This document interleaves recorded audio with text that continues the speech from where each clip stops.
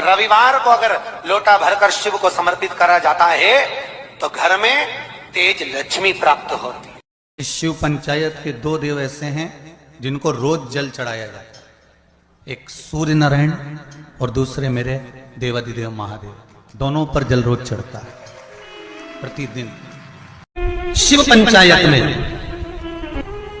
गुड़, चावल, लाल फूल और लाल मिर्ची के 11 दाने पानी के कलश में तांबे के लोटे में लेकर हाथ को ऊंचा कर नेत्र, नासिका, वक्षस्थल के सम्मुख में जो सूर्य नारायण को अर्घ देता है, जल चढ़ाता है, पर जो सूर्य को अर्घ रविवार के दिन दे देता है, अगले रविवार तक पैसे की आवक आना प्रारंभ हो जाती है। जो आज तक फोन नहीं उठाता वो फोन उठा। सूर्य नारायण भगवान को स्टील के लोटे से या चांदी के लोटे से या पीतल के लोटे से या प्लास्टिक के लोटे से या कांच के बर्तन से जल चढ़ाने से आयु छिन्न होती है। क्या समाप्त होती है? आयु।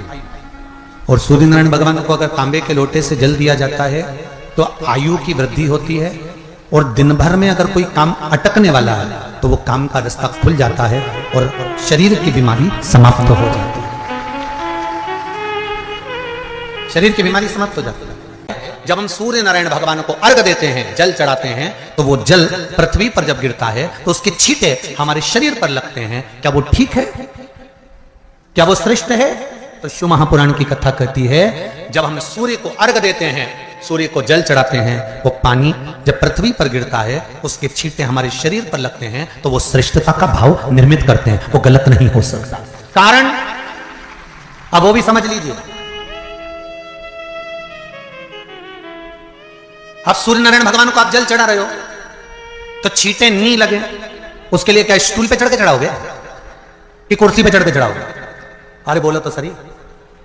अब कई लोगों के दिमाग में यह बात भरा गई कि हम भगवान को जल चढ़ाते हैं, वो हमारे शरीर में छींटे लगते हैं, जमीन पे से पानी गिरता है, वो हमारे शरीर को छींटे लगते हैं, भगवान को अच्छा नहीं लगता होगा। कौन ने कहा? पहले तो उसको पकड़ के ला।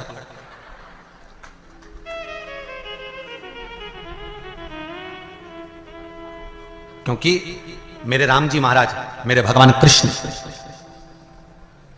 बड़े बड़े संत, साधु, सन्यासी, तपस्वी, साधक, उपासक जितने भी हुए, जिन्होंने सूर्य की आराधना करी, इन्होंने टेबल पे चढ़कर या कुर्सी पे चढ़कर जल नहीं चढ़ाया। इन्होंने पृथ्वी पर खड़े होकर ही, क्योंकि पृथ्वी तत्व के देव ही शिव।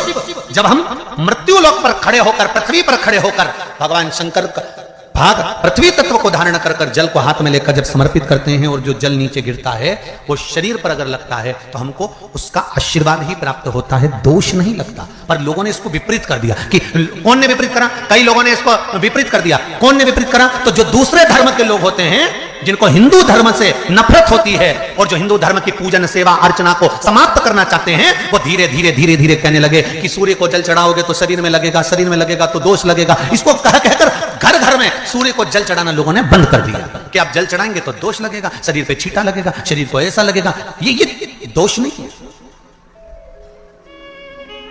कितनी सुंदर बात है महाराज।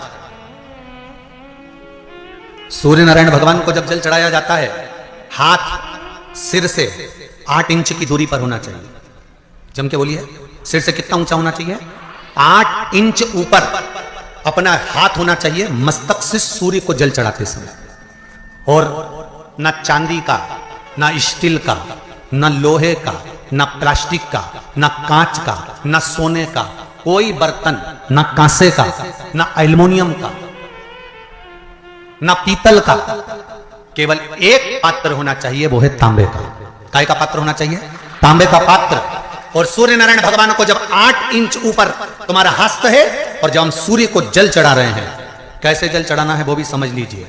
अगर कोई कैंसर का मरीज है, जिसके चेस्ट में कैंसर आ गया हो, लेफ्ट में, राइट में कहीं पर कैंसर आ गया हो, या कोई गठान आ गई हो, तो महाराज आप जल चढ़ाते समय उस जल की धार को सूर्य भगवान को जब चढ़ा रहे हो तो धार आपकी गठान की ओर जाना चाहिए, जिससे सूर्य की किरण उस जल में से आपके उस स्थान पर पड़े, उस जगह पर पड़े जहां पर गठान है। महाराज आप लगातार जल तो चढ़ाना चालू करो, अच्छे अच्छे डॉक्टर फेल हो जाएंगे और कहेंगे गठान ठीक हो गई।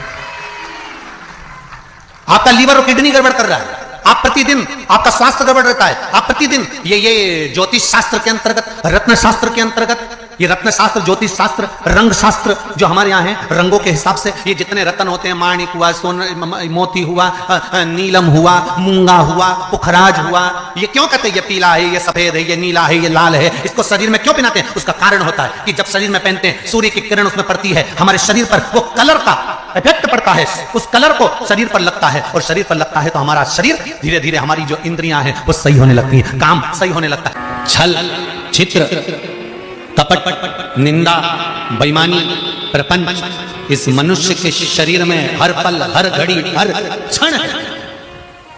ऐसा कोई मनुष्य नहीं जो छल, कपट, बेईमानी, प्रपंच, झूठ आदि आदि से दूर रह गए। माना हम इसमें फंसे होंगे, पर तेरी कृपा होगी ना, तेरी दया होगी ना, तो ये पाप की जो ये गठरी है, ये मनुष्य का शरीर, एक दिन इस गठरी को खोल कर तू पाप बाहर निकाल देगा, और गठरी के अंदर जितने कपड़े हैं उसको धोकर साफ कर देगा, ये निश्चित। अगर तेरी कृपा होगी तो, अगर तेरी दया होगी तो। बल्ली देवी और देवसेना ने जल चढ़ाना प्रारंभ करा, शंकर भगवान का स्मरण करना प्रारंभ करा। उनके भी जाते जाते कोई पत्तियां तोड़कर लेकर आ जाती थी बल्ली देवी, पत्तियां, क्योंकि बल्ली देवी एक आदिवासी राजा की पुत्री है, आदिवासी राजा की पुत्री, उसको भान नहीं है कि बेलपत्र कौन सी।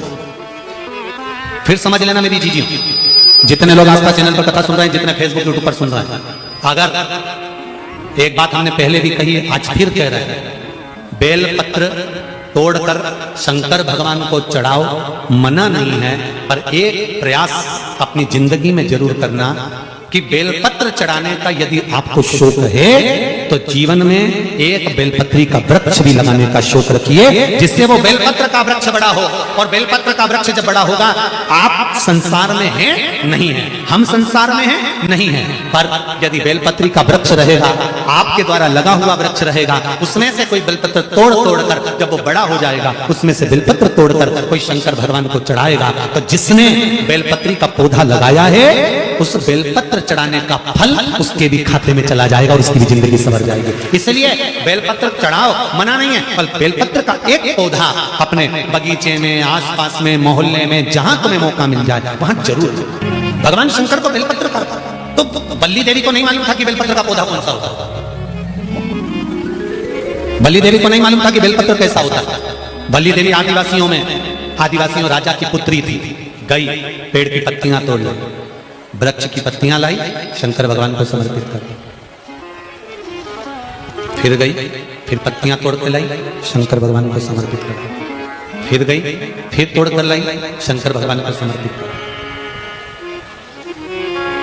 ध्यान देना जरा, इस कथा से 3 चीजें निकालेंगे अपन, जो आपके जीवन में पूजन करते समय गलती ना हो सावन में, और ध्यान लगाकर सुनोगे तो आनंद आएगा और आपका जीवन सार्थक होगा। 3 चीजें इस कथा में से निकालना। पहला, लोटे का जल इसने चढ़ा दिया, दूध इसने चढ़ा दिया, शहद इसने चढ़ा दिया, शक्कर इसने चढ़ा दिया। ये पंचामृत स्नान अलग अलग हाथ से हुआ, किसी ने कुछ चढ़ाया, किसी ने कुछ चढ़ाया, तो शास्त्र कहता है वर भी पृथक पृथक भाग में बट गए। बहुत ध्यान देना, इस कथा है आपसे और हमसे कुछ गलती हो जाए, जब हम पूजन करने बैठते हैं तो अगर पति जल चढ़ा रहा है तो पत्नी उसका स्पर्श कर कर चढ़ा ले, मना नहीं, मना नहीं। पर पंचामृत स्नान अगर ब्राह्मण देवता करा रहे हैं, पति जल चढ़ा रहा है, पत्नी दूध चढ़ा रही है, पति शहद चढ़ा रहा है, पत्नी शक्कर चढ़ा रही है, ये पृथकता हो।